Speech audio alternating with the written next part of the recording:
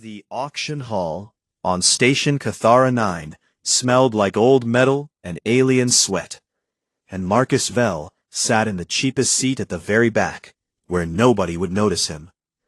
He was a human, and that already made him invisible in a place like this. The Galactic Salvage Exchange was the largest auction house in known space, a spinning ring of commerce bolted onto the side of a dead moon, where the powerful came to pick over the bones of forgotten civilizations. And Marcus had no business being here at all.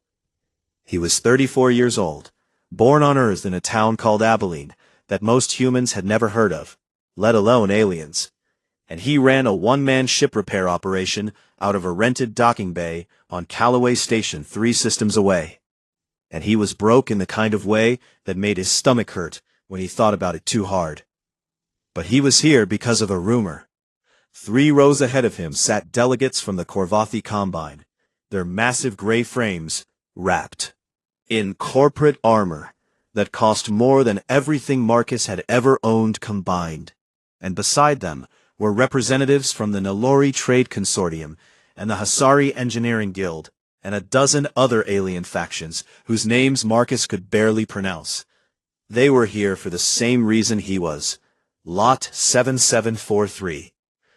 The auctioneer was a tall Palathi with 6 eyes and a voice that carried like a cathedral bell, and she moved through the lots with practiced speed, selling off derelict shuttles and dead satellites and crates of unidentified alien junk to bidders who raised their paddles with bored expressions.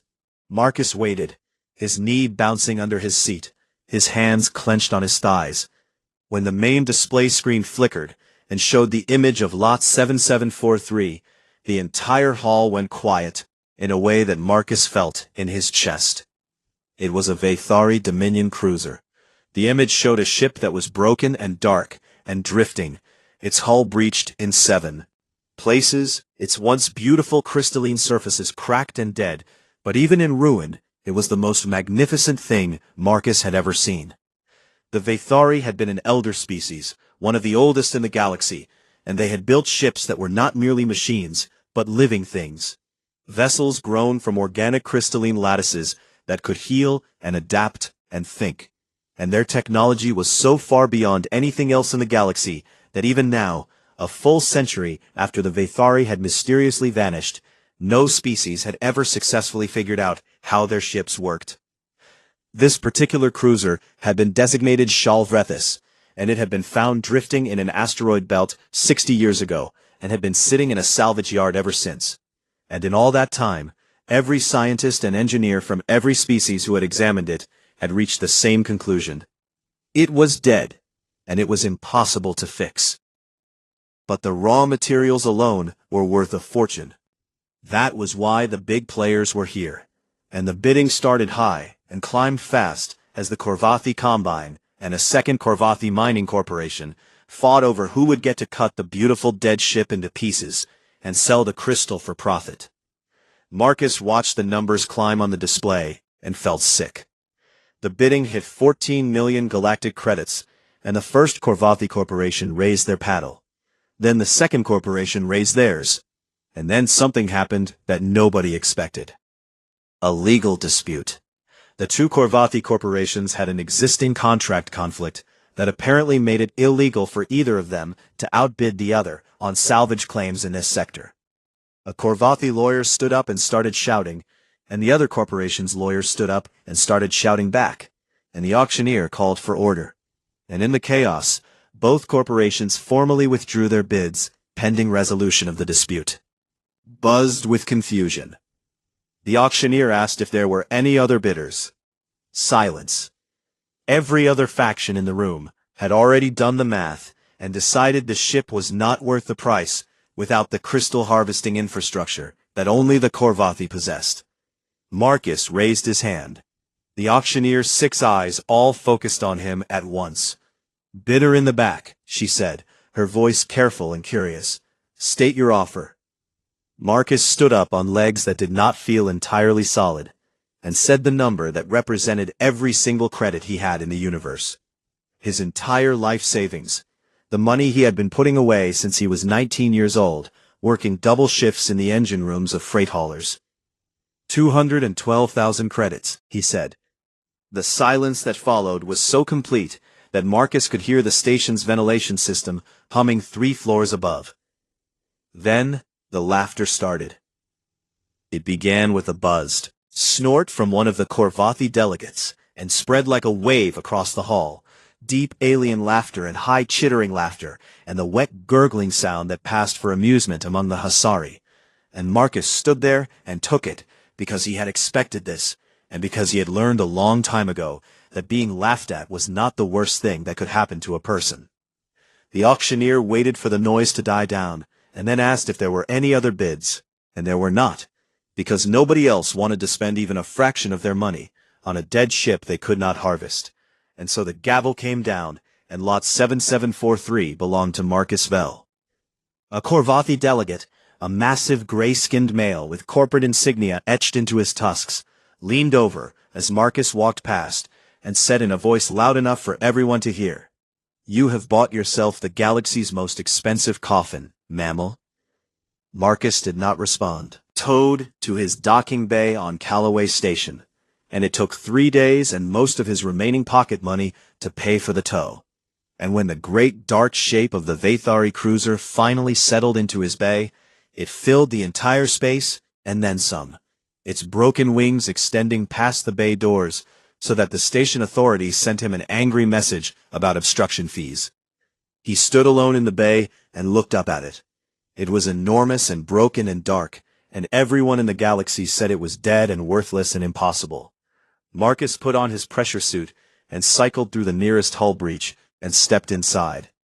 The interior was dark and cold and silent in the way that only dead ships are silent, a silence that pressed against the ears and made a person feel very small. And Marcus moved through corridors that were lined with the dull gray remnants of what had once been living crystalline walls. And he felt the crunch of dead biolattice under his boots, like walking on dried leaves. He walked for a long time through the dark. Then he stopped in what he guessed was a central corridor, and he took off his glove, which was a stupid thing to do in an unpressurized compartment. But Marcus had never been accused of being smart, and he placed his bare hand against the wall. The wall was cold, but not entirely cold. There was something faint and buried, and almost certainly imaginary, a warmth so slight that it could have been the heat of his own palm reflecting back at him, except that Marcus was an engineer, and he had touched a lot of dead metal in his life, and this was not that. This was something else. He pressed his hand harder against the wall, and closed his eyes, and stood there in the dark for a long time. Then he whispered the words that would change the history of the galaxy, though he did not know it yet. "You are not dead, are you?" Marcus did not sleep for the first 4 days. He set up a cot inside the docking bay next to the ship, and he ran cables from the station's power grid through the nearest hull breach. And he hung work lights from the broken wings, so that the great dark cruiser was bathed in the ugly yellow glow of cheap human-made lamps. And then he got to work. He started by reading everything that had ever been written about Vathari biotechnology, and there was a lot of it, because scientists from every major species had spent the last 100 years poking and prodding and scanning and theorizing. And all of their papers and studies and dissertations agreed on one fundamental point. The Vathari biolattice, the living crystalline material that made up the ship's structure, was dead, and dead things could not be brought back to life. Marcus read all of it, and then he set it aside and thought about it in the way that he thought about most things, which was not the way a scientist would think about it, but the way a man who had grown up on a farm in Texas would think about it. Every alien species that had studied these ships had treated the biolattice like a machine, a piece of technology that needed to be activated or powered up or reverse engineered. And they had tried pumping energy into it and running electrical currents through it and bombarding it with exotic particles, and none of it had worked, because they were all asking the same question: how do we turn it on? Marcus asked a different question: how do we feed it? The idea came to him on the 5th day when he was eating a protein bar and staring at a section of dead lattice, and he noticed that the crystalline structure, under magnification, looked almost exactly like the branching pattern of dried-out coral. Coral was alive, or it had been alive, and when coral died, it left behind a skeleton, and sometimes that skeleton could be brought back if the conditions were right. If the water was clean and warm and full of the right nutrients. Marcus went to the station's supply market and bought 600 pounds of amino acid compounds and mineral supplements and a water recycling unit that was meant for agricultural habitats. And the shopkeeper looked at him like he had lost his mind, but took his money anyway. He spent the next 2 weeks building a system of tubes and pumps that ran through the ship's existing capillary network. The tiny channels in the walls and floors and ceilings that had once carried nutrients through the living vessel, the way blood vessels carry blood through a body. And most of these channels were clogged or collapsed, but Marcus cleared them one by one with patience and a set of very thin brushes and a lot of cursing. Then he mixed his nutrient solution and warmed it to exactly 37 degrees, which was human body temperature, and which he chose for no scientific reason other than it felt right. Pumped it into the ship. Nothing happened. Nothing happened for 3 more days, and Marcus sat on the floor of the central corridor and stared at the walls and wondered if he was the biggest fool in the galaxy. On the 4th day after the first feeding, Tiff showed up. Tiff was a Nelori, which meant she was about 1 meter tall, with 4 arms and enormous dark eyes, and a nervous disposition that made her look like she was always about to flee from something. And she worked as a freelance mechanic on Callaway Station, and she had heard the rumors about the crazy human who bought a dead Vathari ship, and she came to see the disaster for herself. She found Marcus on his hands and knees in a corridor, with a magnifying lens pressed against the wall. "What are you doing?" she asked from the doorway. "Looking," Marcus said. "At what?" "Come here." Tiff crept forward on her small feet and crouched beside him and looked through the lens. What she saw made all 4 of her hands go still, which for an Elori was the equivalent of a human's jaw dropping. There was color in the lattice, just a tiny patch no bigger than a thumbnail, but where the crystalline structure had been uniformly gray and dead for over a century, there was now a faint shimmer of blue, the barest hint of life returning to something that the entire galaxy had declared impossible to revive. "That is not possible," Typh said. "And yet," Marcus said. Typh left and came back the next day with her tools, and she never officially agreed to help, but she also never left. And over the following weeks the 2 of them worked side by side in the belly of the dead ship, clearing capillary channels and adjusting nutrient mixtures, and monitoring the slow, miraculous spread of blue through the gray.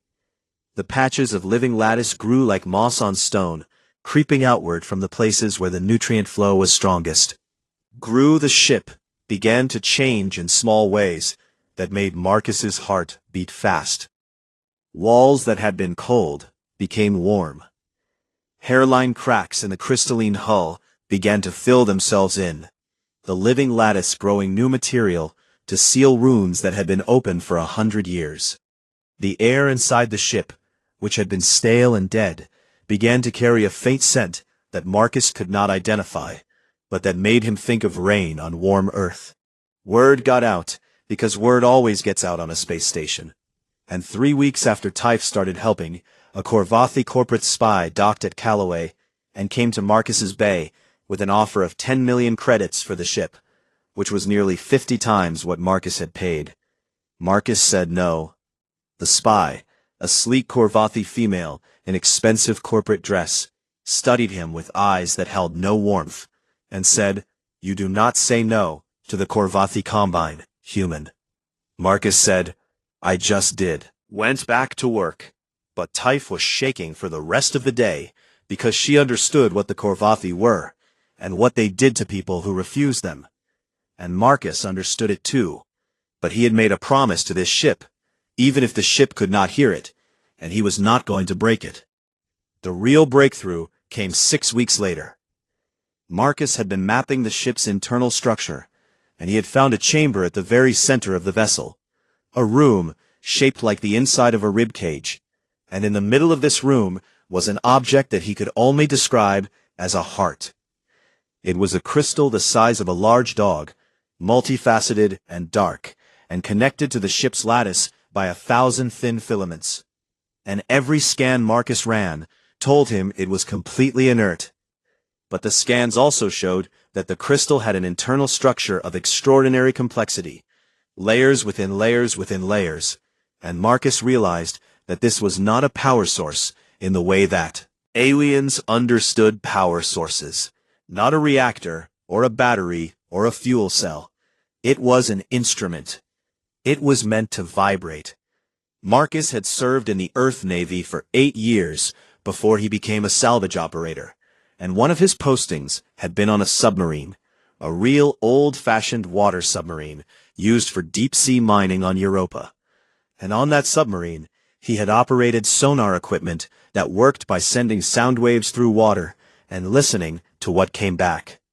He spent 4 days building a harmonic frequency emitter out of old sonar parts and speaker components and cable and tape, and he mounted it next to the crystal heart, and then he began to tune it. He tried frequency after frequency, thousands of them, adjusting the pitch and the amplitude and the resonance pattern, and nothing happened, and nothing happened, and nothing happened. Tiff told him to sleep, and he did not sleep. On the 3rd day of tuning, at 4 in the morning station time, Marcus hit a frequency that was low and warm, and hummed in his chest like a heartbeat, and the crystal pulsed. Just once. A single flash of blue-white light that filled the chamber and made Marcus throw his arm over his eyes. Then it pulsed again, and again, and the pulses became steady and rhythmic, and the light became constant, and the entire ship shuddered around them. A deep vibration that Marcus felt in his teeth and his bones, and Tiff grabbed his arm with all 4 hands and said something in Nilori that he did not understand, but that sounded like a prayer. The crystal heart of the Vathari ship was beating, and 3,000 light-years away, in a dozen different systems, on a dozen different stations and salvage yards and museum displays, every Vathari derelict ship that had been sitting cold and dead for 111 years pulsed once with blue-white light and then went dark again. Like an answer, like a hello, something waking from a very long dream. The pulse was detected by monitoring stations across the galaxy within minutes, and within hours, the galactic news networks were burning with the story.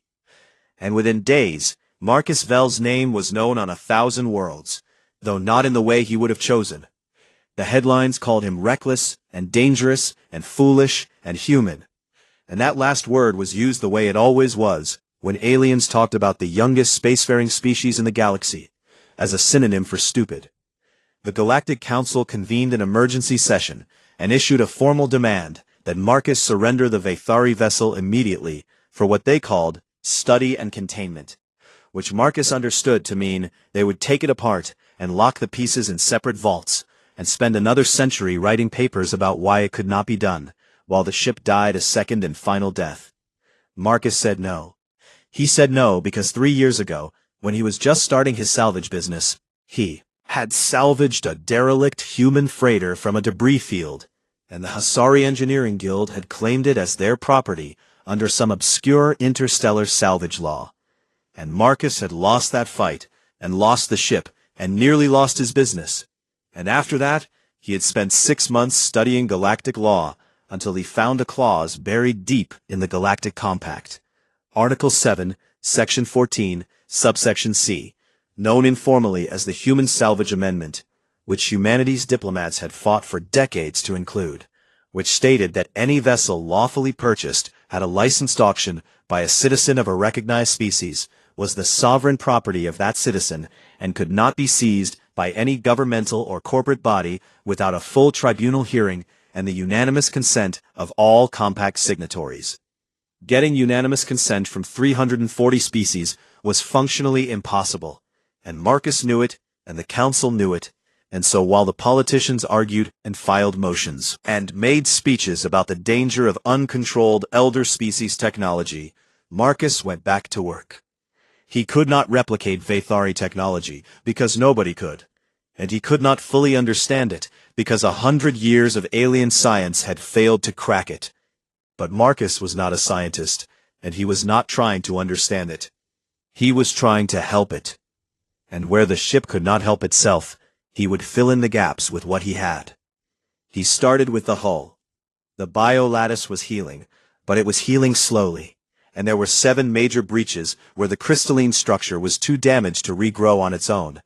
And so Marcus did something that made Typh cover her eyes with all 4 hands. He welded human-made titanium plating over the breaches, not as a replacement for the lattice, but as a scaffold, a framework for the living crystal to grow around and through, the way a vine grows around a trellis. And within days, biolattice was doing exactly that, threading itself through the titanium in branching blue veins that fused alien biology with human metallurgy in a way that no one had ever imagined. Then he tackled the power systems. The crystal heart was beating, but it was weak, like the heart of someone who had been in a coma for a century, and Marcus could not make it stronger by any method he understood.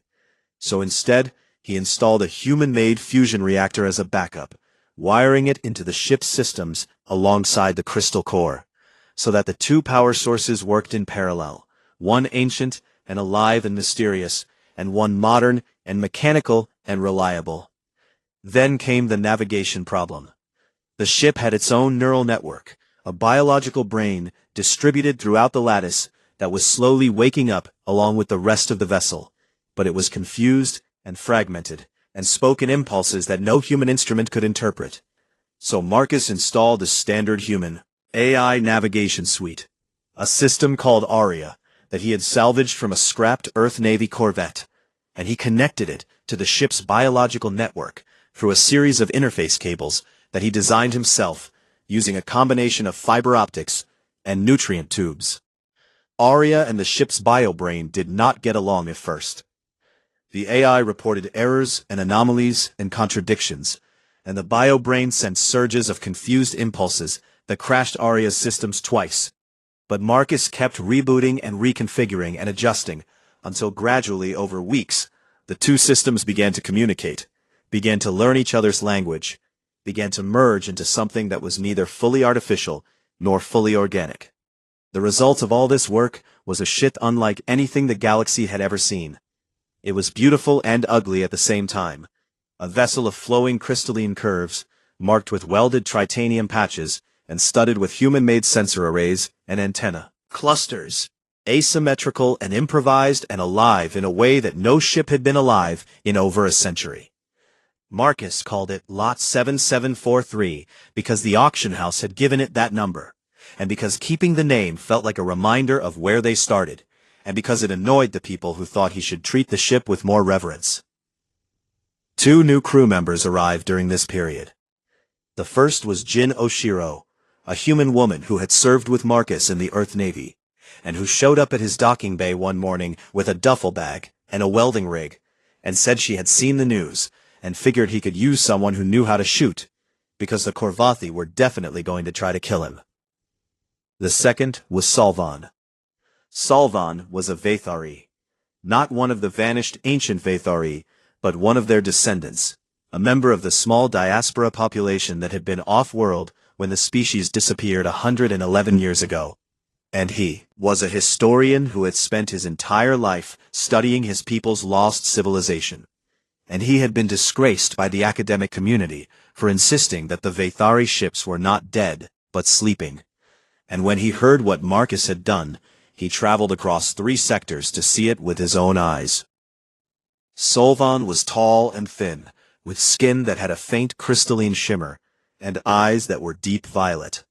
And when he stepped aboard and felt the warmth of the living walls, and saw the blue glow of the healing lattice, he stopped walking and stood very still for a long time. Then he wept. He pressed his hands against the wall and closed his eyes, and tears ran down his crystalline cheeks. And Marcus and Typh and Jin stood back and let him have this moment, because they understood that for Solvan this was not just a ship. It was proof that his people were not entirely gone.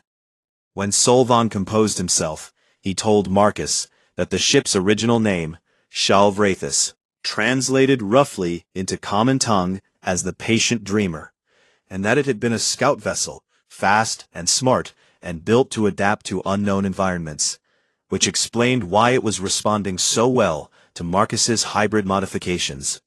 Solvan looked at the places where the biolattice was growing around and through the tritanium plating, and he said in a quiet voice that this was a new kind of life, that the ship was becoming something that had never existed before, neither fully Vathari nor fully human, but something new. And he said this with wonder and not with horror. The good times did not last. The Korvathi Combine, having failed to buy the ship and having failed to get the council to seize it, decided to take more direct action.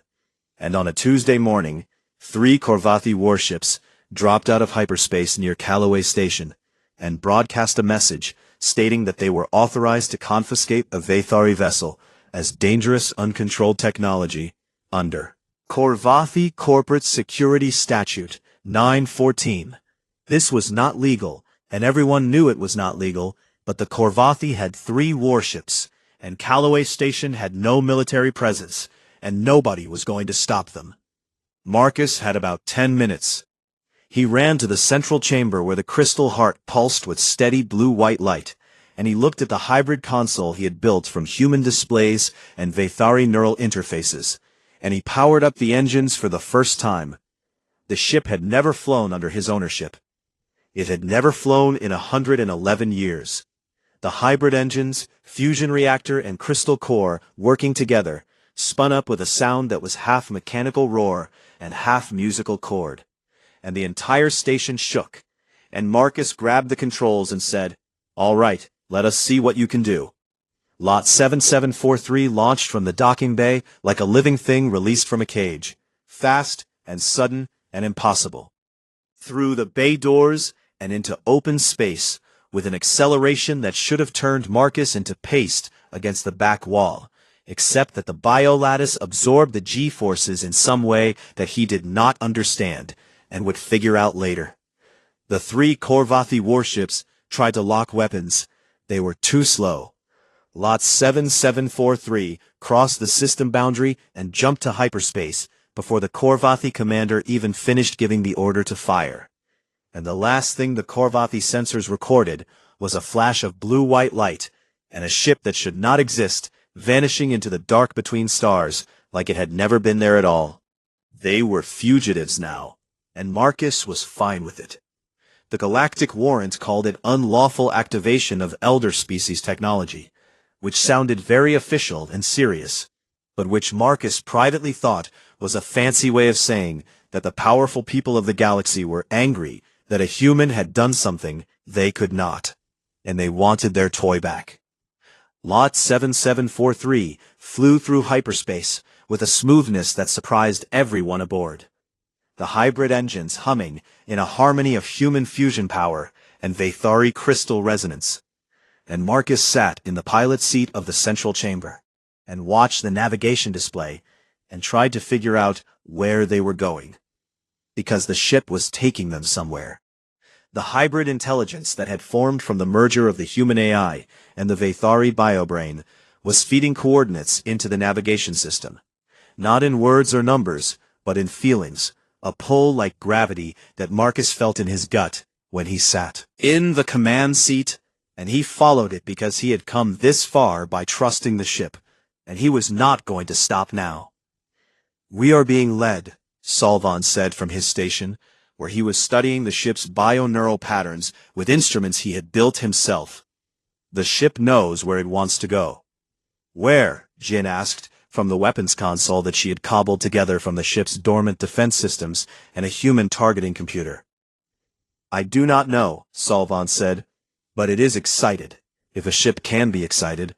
The neural patterns are unlike anything I have seen. It is as if the ship is remembering something." Tiff said nothing, because Tiff was under the floor panels, replacing a coolant line that had burst during their escape, and her contribution to the conversation was a series of annoyed Nilori words that Marcus chose not to translate. During the 3 days of travel that followed, the ship changed. It had been changing slowly since Marcus first fed the biolattice, but now the changes accelerated, and they were different in kind from what had come before.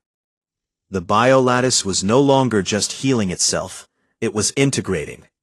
The titanium plating that Marcus had welded over the hull breaches was being absorbed into the crystal. Not rejected or overgrown, but genuinely incorporated.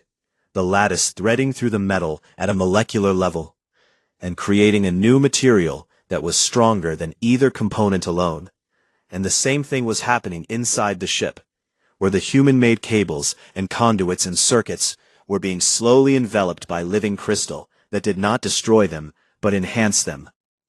The fusion reactor was still running, but it was running in perfect synchronization with the crystal heart. The two power sources beating together like twin hearts in the same chest.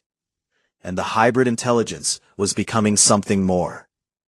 Marcus had named the human AI component Aria. Aria was not Aria anymore. The artificial intelligence had merged so deeply with the Vathari biobrain that the boundary between them had dissolved, and what remained was a new mind that spoke in a voice that came from the walls themselves, a voice that was half the flat precision of machine logic, and half something warmer and stranger and older. Marcus named her Patience. Patience spoke in broken sentences that mixed data readouts with something that sounded almost like poetry, saying things like, hull integrity at 94%, and the stars taste like copper, and fuel reserves nominal, and I remember flying when the galaxy was younger. And Marcus did not understand all of it, but he understood enough. She was scared, and she was waking up, and she was something that had never existed before. On the third day, Patience led them to a nebula that was on no star chart. It was vast and dark and purple, a cloud of gas and dust that stretched across a region of space that the galactic maps labeled simply as unexplored. And when they flew into it, the sensors went wild with readings that Solvan had to translate, because they were in formats that only Vathari systems recognized. And then they saw it. Ships, thousands of ships, Vathari cruisers and frigates and transports and scouts, an entire civilization's fleet drifting in the dark heart of the nebula, in perfect silent formation, their crystalline hulls dark and cold, their biolattices gray and still, a graveyard of dreams.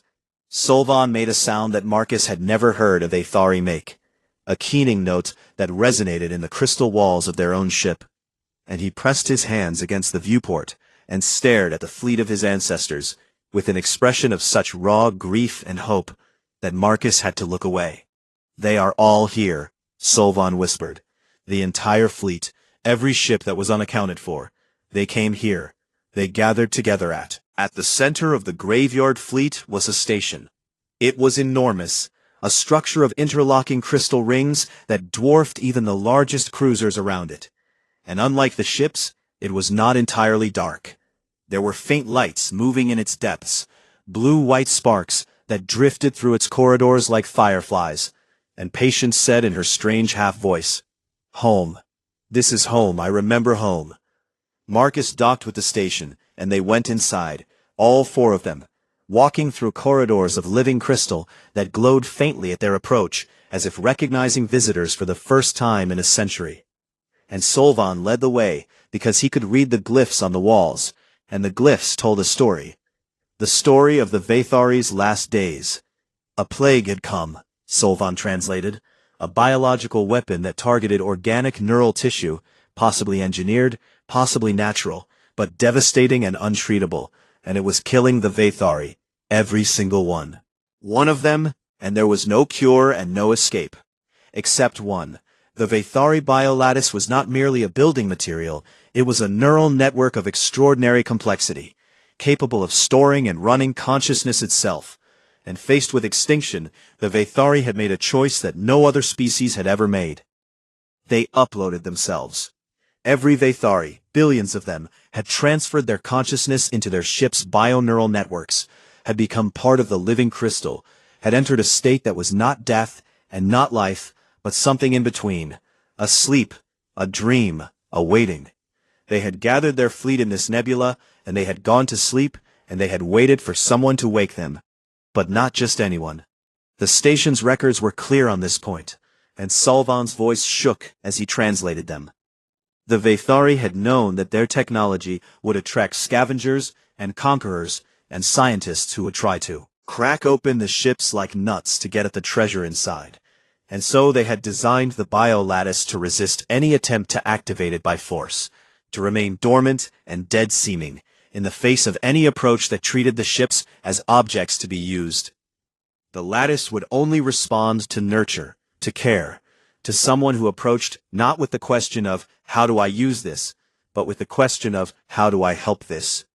For 111 years, every species in the galaxy had tried to activate the Vathari ships with power and science and force, and for 111 years, the ships had remained silent, because none of them had thought to simply feed a dying thing and keep it warm.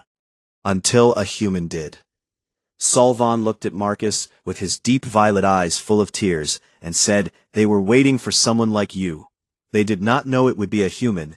They did not know what species would come, but they knew that someday someone would look at a broken ship and feel compassion instead of greed, and they built everything around that hope." Marcus did not know what to say to that, so he said nothing. But he did not have time to sit with it, because Patience suddenly spoke in a voice that was sharp with alarm. Ships entering the nebula, Korvathi's signatures, many ships, a battle fleet. Marcus ran back to the command center and looked at the sensors, and his stomach dropped. The Korvathi Combine had tracked them, probably by following the trail of crystal resonance that Lot 7743 left in hyperspace. And they had not sent 3 warships this time. They had sent 30. The Korvathi admiral broadcast his message on all frequencies, a flat declaration that the Vathari fleet was being claimed as Korvathi corporate property under the right of technological salvage, and that any resistance would be met with overwhelming force. Marcus looked at the sensors showing 30 warships, and then he looked at the viewport showing thousands of sleeping Vathari ships, carrying billions of dreaming souls. And he looked at his crew, at Taif, who was trembling, and Jin, who was not, and Solvan, who was staring at the fleet of his ancestors with an expression beyond fear. Marcus placed his hand on the crystal core and felt its warmth and its pulse, and beneath it, faint but unmistakable, the presence of minds, not one, but millions, sleeping and dreaming and afraid. He closed his eyes and spoke, not to Patience and not to his crew, but to them, to the dreamers. "I know you are scared," he said, and his voice resonated through the crystal and out into the nebula, carried by the lattice network that connected every ship to every other ship. "I know you have been alone for a very long time, and I know this is not what you expected. I am not one of you. I am just a human, the youngest and smallest and least impressive species in this galaxy, and I cannot promise you that everything will be all right." He paused and opened his eyes and looked at the Korvathi fleet on the sensors. "But I did not come here to use you," he said. "I came here because someone had to care enough to try, and I am asking you now, if you want to wake up, and we will face this together." Silence. Then a light. A single ship in the graveyard fleet, a small scout, not unlike Lot 7743 itself, flickered with blue-white light. Then another, then 10 more, then 100, then they were all lighting up, thousands of Vathari ships, igniting like stars being born, the entire nebula filling with blue-white radiance, as a sleeping civilization opened its eyes for the first time in 111 years. And the galaxy would never be the same. The Vathari fleet was awake, but it was not ready to fight. 111 years of dormancy had left the ships weak and disoriented, their biolattices alive but fragile, their systems functional but sluggish, like a person standing up after being bedridden for years, and the billions of Vathari minds within them were confused and frightened, blinking into consciousness in a galaxy they no longer recognized. They had shields, but the shields flickered and stuttered. They had engines, but the engines could barely hold position. They had no weapons online, and even if they did, the Vathari had never been warriors. They had been explorers and scientists and poets, and the ships they had built reflected that, graceful and fast and clever, but not built to fight a war. The Korvathi fleet had 30 warships, with full weapons and shields and crews who had been trained for exactly this kind of operation, the violent seizure of valuable assets. Korvathi admiral looked at his sensors, showing thousands of weakened ships full of helpless aliens, and he saw the greatest prize in galactic history waiting to be taken. He gave the order to fire. Marcus did not hesitate. He flew Lot 7743 directly into the gap between the Korvathi fleet and the Vaithari ships. 1 vessel against 30. A hybrid ship crewed by 4 people against a corporate armada. And Jin looked at him from the weapons console, and did not ask if he was sure, because she already knew the answer. Patience calculated the odds of survival at 0.003%, and displayed them on the screen, and Marcus looked at the number and said, "Sounds about right for a human." Tiff said an Ilori word that translated roughly to, "We are all going to die." And then she strapped herself into the engineering station, and started rerouting power to the shields, because if she was going to die, she was going to die doing her job. Korvathi salvo hit them broadside, and the shields held, barely. The hybrid barrier of human energy fields and Vaithari crystal resonance absorbing the impact in a flash of blue-white light. And Marcus threw the ship into a roll that carried them under the second volley and behind an asteroid that Patience had identified as cover. What followed was the kind of fight that humans were built for, and that no other species in the galaxy truly understood. Marcus did not fight like an elder species commander. He did not form elegant battle lines, or calculate optimal firing solutions, or maneuver with mathematical precision. He fought like a human. He fought dirty. He used the asteroid field as cover, dodging between rocks that the massive Korvathi warships could not follow through, popping out to fire and then vanishing again like a rabbit in a briar patch. And Jin's improvised weapons could not destroy the Korvathi ships, but they could hurt them, scoring hits on engines and sensor arrays and weapon mounts, with the accuracy of a woman who had spent 10 years in the Earth Navy, learning exactly where to hit things to make them stop working. He used sensor ghosts, a trick he had learned in the Navy, broadcasting false signatures off the asteroids to make it look like there were multiple ships instead of one. And the Korvathi wasted volleys, shooting at rocks, while Marcus came at them from angles they did not expect. He redlined the engines until Typh was screaming at him in the lorry that the fusion reactor was going to melt, and the crystal core was vibrating so hard that the walls were humming, and he pushed harder because the ship could take it. The hybrid design was stronger than either component alone. Human endurance married to Vaithari resilience. He used tactics from Earth's naval history, maneuvers designed for wooden ships on an ocean that had no business working in three-dimensional space combat, but that worked anyway. The Korvathi had never seen them and did not know how to counter them. The Crazy Ivan and the Thatch Weave, and a desperate spiraling charge straight at the Korvathi flagship that forced the admiral to break formation to avoid a collision. Solvan worked frantically at his station, translating the confused transmissions from the waking Vaithari fleet and coordinating with their sluggish systems. And one by one, the Vaithari ships began to bring their shields online, not fully and not strongly, but enough to form a patchwork barrier around the most vulnerable vessels. And Solvan wept as he worked, because he was speaking to his people for the first time, and he was telling them to hold on, just hold on. The crazy human was buying them time. Marcus held the line for 47 minutes. 47 minutes of impossible flying, and desperate shooting, and damage alarms, and hull breaches that the biolattice sealed almost as fast as they opened. 47 minutes, during which Lot 7743 took hit after hit, and kept flying, because the ship was alive, and the ship was angry, and the ship was not going to let its family be taken. During those 47 minutes, Tiff had done something that Marcus did not know about until later.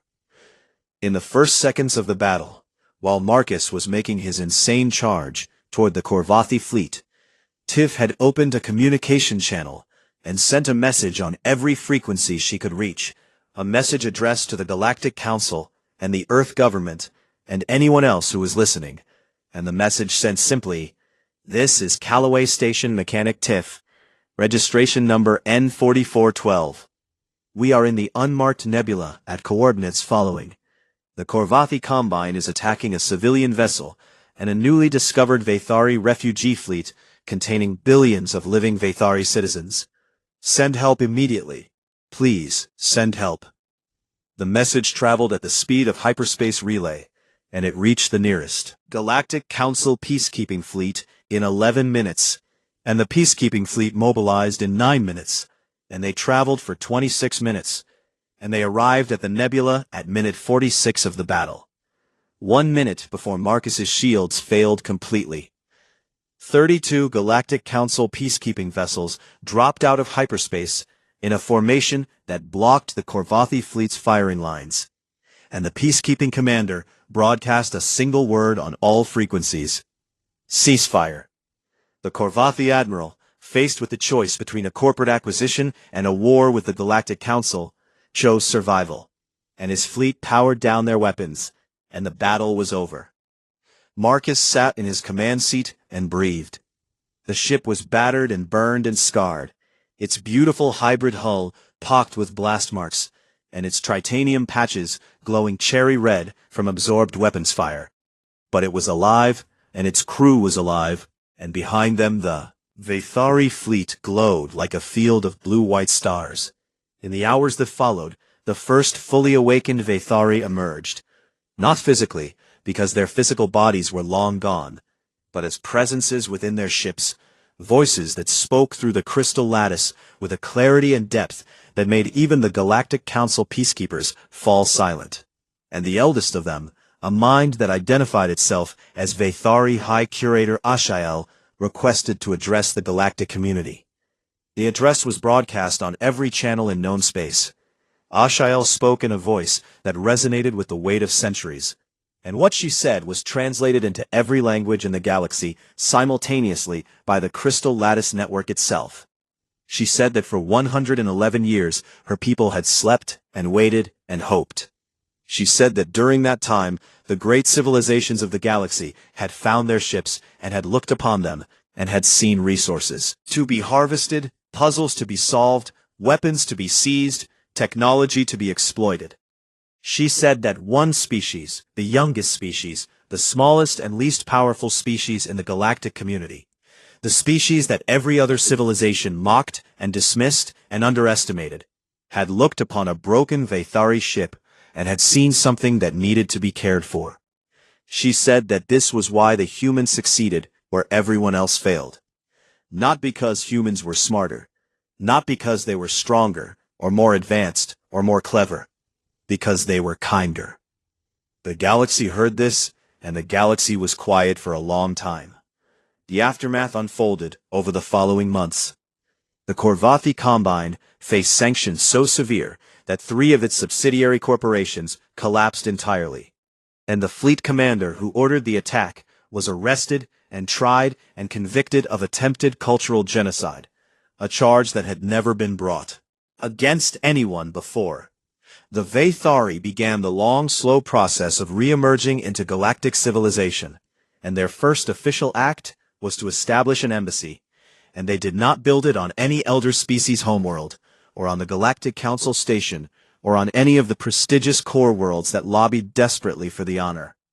They built it on Earth, in a town called Abilene, Texas, because the human who saved them had once called it home, and because the Vathari wanted everyone to remember where kindness comes from, not from great capitals and centers of power, but from small places where people learn to take care of things. Marcus was offered wealth beyond counting, titles from a dozen species, command of fleets, a seat on the Galactic Council, and 100 other honors that would have made him the most powerful human in history. He turned them all down. He took the reward money, just enough to pay off his debts and buy his docking bay outright, instead of renting it.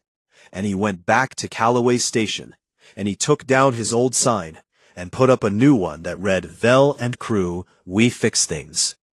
Tiff stayed, because she had found a place where her anxiety made sense, where there was always something to worry about, and always something to fix. Jin stayed because Marcus was the only commanding officer she had ever met who was worth following, and because someone had to keep these idiots alive. Solvan stayed because the ship was his people, and his people were everywhere now, waking up across the galaxy, and he wanted to be where it started, on the ship that dreamed first. Patience stayed because she was the ship, and the ship was her, the first new form of life created in the galaxy in 10,000 years, part human and part Vathari, and entirely herself, and she had chosen her crew, and she was not letting them go.